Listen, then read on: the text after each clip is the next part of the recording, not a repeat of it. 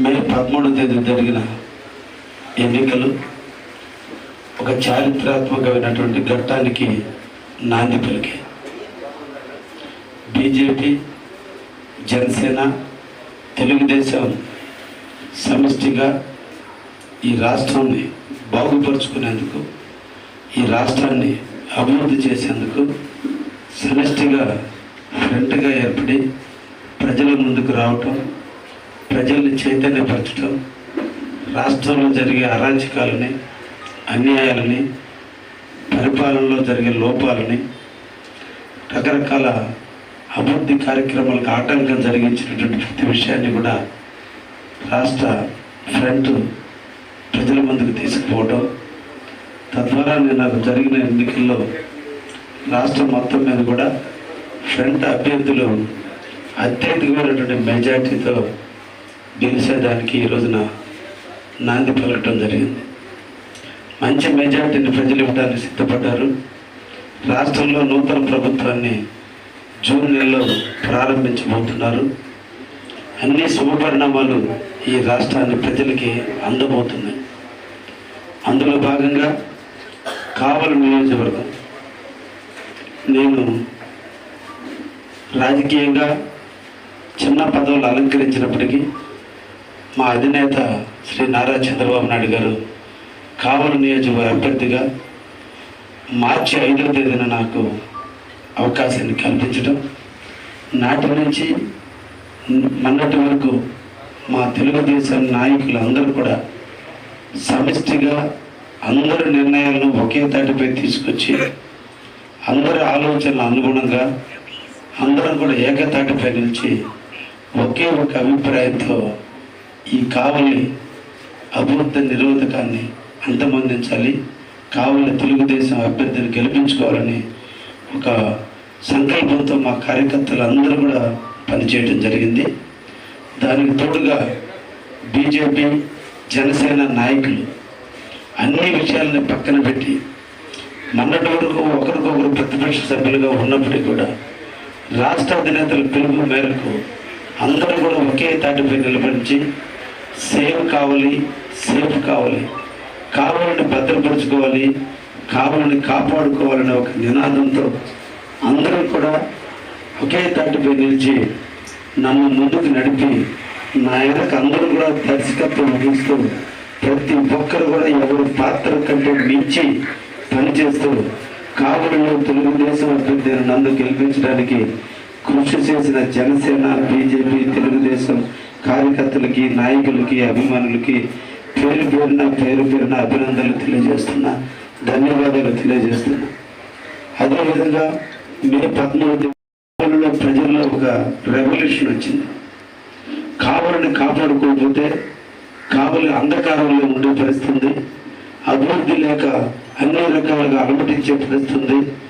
మన కావలిని మనమే కాపాడుకుందామని చెప్పి ప్రతి ఒక్క ఓటరు మహాశైలు కూడా ముందుకొచ్చి నడుము బిగించి మేము సైతం ఈ కావలిని కాపాడుకునే దాంట్లో మీతో తోడుగా ఉంటామని చెప్పి ప్రజలందరూ కూడా ముందుకొచ్చి తెలుగుదేశాన్ని ఆశీర్వదించారు, అభ్యర్థిగా నన్ను ఆహ్వానించారు. నాకు ఒక మంచి మెజార్టీ వచ్చే విధంగా ధైర్యాన్ని ఇచ్చారు. మంచి మెజార్టీని ఈరోజు నాకు అందిస్తున్న కావలి నియోజకవర్గ ఓటరు మహాశయులందరూ కూడా పేరు పేరున మీ ద్వారా ధన్యవాదాలు తెలియజేస్తూ, మీ ఆశయాలు, మీ ఆలోచనలు, మీ భావాలకు అనుగుణంగా కావలిని అభివృద్ధి చేసే దాంట్లో ప్రతి ఒక్క ఓటరు మహాశయుని యొక్క ఆశయాలు నెరవేర్చే దాంట్లో తప్పకుండా మా పార్టీ కార్యకర్తల్ని, మా మిత్రపక్షాల నాయకుల్ని అందరినీ కలుపుకొని కావలిలో మంచి అభివృద్ధి కార్యక్రమం నాంది పలుకుతాం. మీరందరూ ఇచ్చినటువంటి ఆనందం, మీరు ఇచ్చినటువంటి ఉత్సాహంతో రేపు జూన్ 4వ తేదీ జరిగే ఎన్నికల్లో తెలుగుదేశం అత్యధికమైనటువంటి మెజార్టీతో గెలుస్తుందని కూడా ఈరోజు కావలి నిజ ప్రజలందరూ కూడా శుభాకాంక్షలు తెలియజేస్తున్నాం.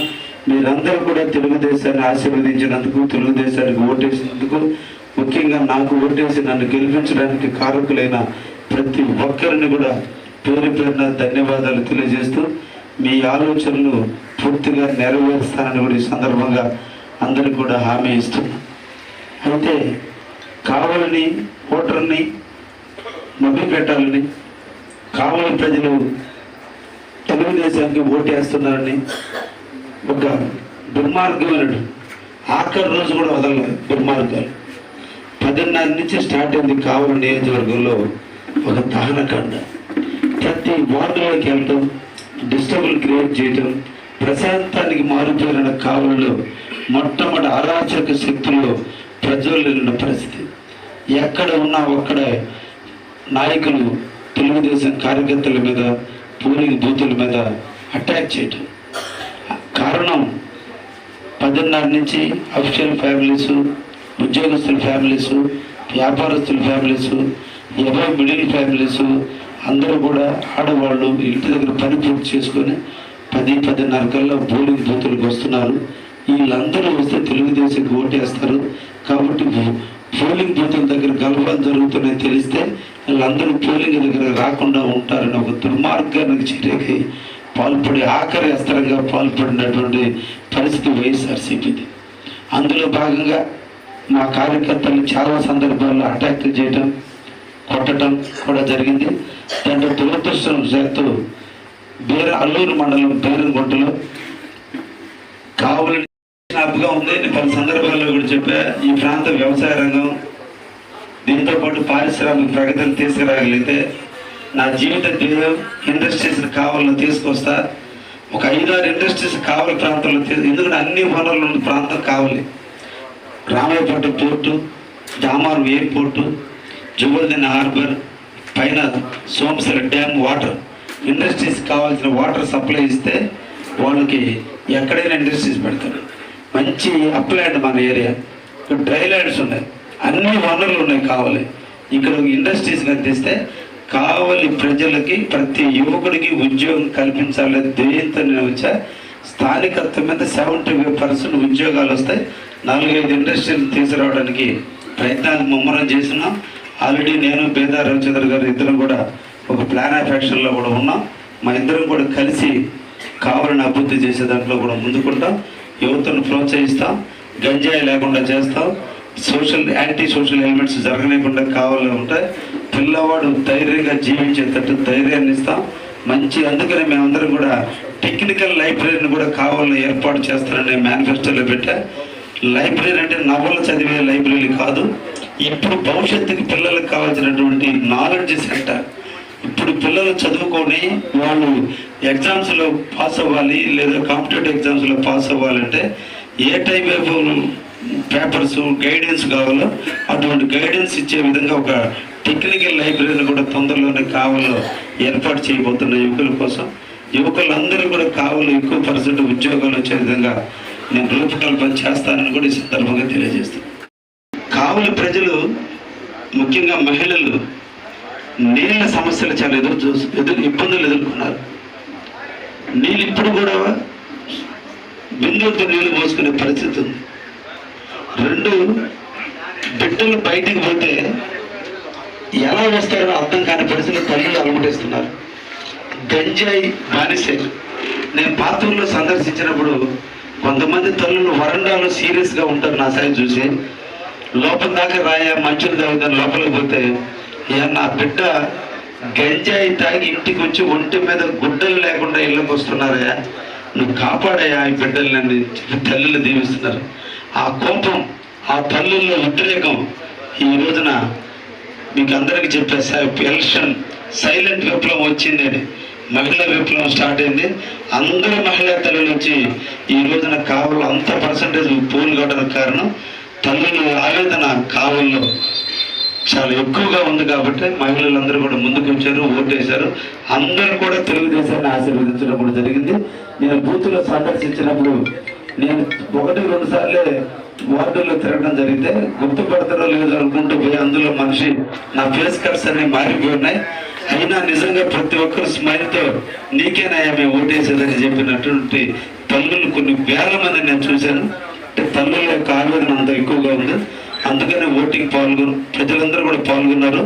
ప్రతి ఒక్కరూ తెలుగుదేశానికి ఓటేయాలనే దృఢ సంకల్పంతో పోలింగ్ బూతుల్లోకి రావడం కూడా జరిగింది. 2 సార్లు ప్రతాప్ కుమార్ రెడ్డి చేస్తే అరాచకాలు పెరిగిపోయి కొత్త వ్యక్తి వచ్చాడు, స్థానికుడు వచ్చాడు, చదువుకున్నాడు వచ్చాడు, కాలేజీ లెక్చర్గా పనిచేసిన వ్యక్తి వచ్చాడు, నిరంతరం ప్రజలతో అందుబాటులో ఉండి వచ్చాడు. ఓటేద్దాం, బాబును ముఖ్యమంత్రి చేసుకుందాం అని చెప్పి ఆ కోణంలో ప్రజలందరూ కూడా రావడం వల్ల ఈరోజు 84% ప్రజలు ఈ రోజున పాల్గొనడం కూడా జరిగింది. మంచి మెజార్టీని కావలి ప్రజలు ఇవ్వబోతున్నారు. చరిత్రను తిరగరాగబోతుంది కావలి పట్టణం. గెలిపించుకునేది కక్ష సాధింపుల కోసమో అవతల వాళ్ళని ఇబ్బంది పెట్టేదానికి కాదు. అతను కావాలని భ్రష్టు పట్టిస్తే కావ్య కృష్ణ అయితే కావలి అభివృద్ధి పొందుతుందని నన్ను గెలిపించడం జరుగుతుంది. కాబట్టి నేను ఒకటి శాంతి భద్రతల మటుకు పరిరక్షించి ముందు కావలి పీస్ఫుల్గా తీసుకురావాల్సిన అవసరం. 2 కావలి గంజాయి అడ్డాగా తయారైంది. కావలి వస్త్ర వ్యాపారులకు అడ్డాగా ఉన్న ఎట్ట పేరుందో ఈరోజు గంజాయి కావలికి అడ్డాగా మారింది. ఇది centre point, self zone point, safe zone point. ఇక్కడి నుంచి దాదాపు 2-3 రాష్ట్రాలు, 2-3 జిల్లాలు గంజాయి ఇక్కడి నుంచి పోతుంది. వీటన్నిటిని అరిగట్టి మొట్టమొదటి గంజాయి అనేది కావాలకుండా చేయటం, సింగిల్ నెంబర్ ల్యాటర్ని ఇచ్చి చేయటం, అదేవిధంగా ఈ యాంటీ సోషల్ ఎలిమెంట్స్ ఏవైతే ఉన్నాయో వాటన్నిటిని కూడా నిరోధించడం, ప్రజలు శాంతిగా జీవించేటట్టుగా వాళ్ళకి స్వేచ్ఛ కల్పించేదానికి చేయటం నన్ను గెలిపిస్తున్నారు తప్ప నేను ఊరి మీద కక్షలు కార్పణ్యాలు పెంచుకునే మనస్తత్వం కాదు. నేను రాజకీయాలకు వచ్చే రోజు చెప్పి నిడారంభర జీవితంతో నామినేషన్ స్టార్ట్ అయింది. ఇప్పటి వరకు కూడా నేను ఒంటరిగానే పయనిస్తున్నా, నిడారంభరంగానే జీవిస్తా. రేపు కూడా నాది అభివృద్ధి పదం మీద ఉంటుంది తప్ప ఏ వ్యక్తుల్ని కక్ష సాధించే ఆలోచన నాకంటూ లేదు. కావలి నియోజకవర్గంలో ఎమ్మెల్యేగా గెలిచిన వెంటనే నా ప్రమాణ స్వీకారం అయిపోయిన తర్వాత 2వ రోజు 3వ రోజు కావలి తుమ్మలపేట రోడ్డు డబ్బులతో సంబంధం లేకుండా వర్క్ బిగిన్ చేస్తాను, వచ్చిన రోజు తీసుకుంటానని చెప్పాను. అదేవిధంగా నేను ప్రమాణ స్వీకారం అయిపోయిన తర్వాత మొదటి టెంకాయ కొట్టడం, వర్క్ బిగిన్ చేయడం, తుమ్మలపేట రోడ్డు ఉంటుంది. 30,000 మంది ప్రజలు నిరంతరం వెళ్ళి వచ్చేటువంటి రోడ్డును మొట్టమొదటి అభివృద్ధి పదంలో తీసుకురావాల్సిన అవసరం ఉంది. నా మొట్టమొదటి కార్యక్రమంగా దాన్ని చేపట్టడం కూడా జరుగుతుంది. 2వది కావలి ప్రజలకు దాహార్తు తెచ్చే సమ్మర్ స్టోరేజ్ ట్యాంక్ కెపాసిటీని పెంచాల్సిన అవసరం ఉంది. 0.3 TMC వాటర్ మాత్రమే స్టోరేజ్ కెపాసిటీ ఉంది.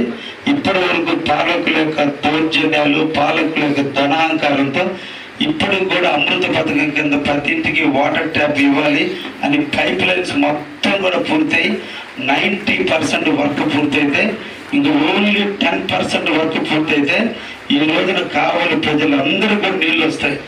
కానీ ఆ 10% పని పూర్తి చేస్తే ట్రాక్టర్ల ద్వారా తోలుకుంటున్నట్టు దొంగ బిల్లులు పెట్టుకోవడానికి అవకాశం ఉండదన్న ఉద్దేశంతో కావలి ఎమ్మెల్యేగా పనిచేస్తున్న ప్రతాప్ కుమార్ రెడ్డి ఆ 10% వర్క్ని, అంటే ఒక ప్రాంతానికి ఇంకో ప్రాంతం కనెక్టివిటీ నాకు ఇస్తున్నారు. మొట్టమొదటి నేను చేయబోయేది మున్సిపల్ అధికారులతో రివ్యూ కండక్ట్ చేస్తా. తప్పకుండా ఒక్కొక్క ప్రాంతానికి కనెక్టివిటీ ఇచ్చుకుంటూ వాటర్ ట్యాంక్ ద్వారా ప్రజలందరికీ నీళ్లు ఇవ్వాల్సిన బాధ్యత ఉంది. తప్పకుండా 2వ కార్యక్రమంగా అది చేయబోతున్నా. ఇంక తర్వాత మిగతా యాక్టివిటీస్ అన్నీ కూడా ఉంటాయని కూడా ఈ సందర్భంగా మీ అందరూ కూడా తెలియజేస్తున్నా.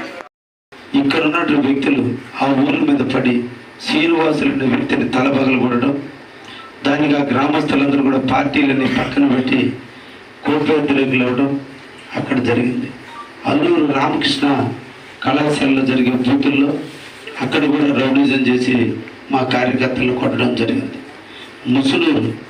ముసునూరులో కూడా ఒక బూత్లో ఉండాల్సినటువంటి ఓటర్లు ఇంకొక బూత్లోకి జొరబడి పాత ఊర్లో, ముసునూరు పాత ఊర్లో 128 బూత్లో ఉన్న ఓటర్స్ అందరూ కూడా 122 బూత్లకు వచ్చి మా కార్యకర్తలను దౌర్జన్యంగా కొట్టి హింసించడం కూడా జరిగింది.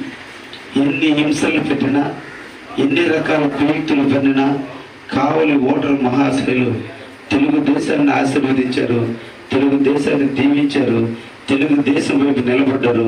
అందుకు అందరికీ కూడా మరొకసారి చేతులెత్తి నమస్కరిస్తున్నా. మీ ఓర్పు నేర్పుతో తెలుగుదేశాన్ని ఆశీర్వదించినందుకు, కావలి సేవ చేసే భాగ్యాన్ని నాకు అందించినందుకు కావలి నియోజకవర్గ ప్రజలందరూ కూడా ధన్యవాదాలు తెలియజేస్తున్నా.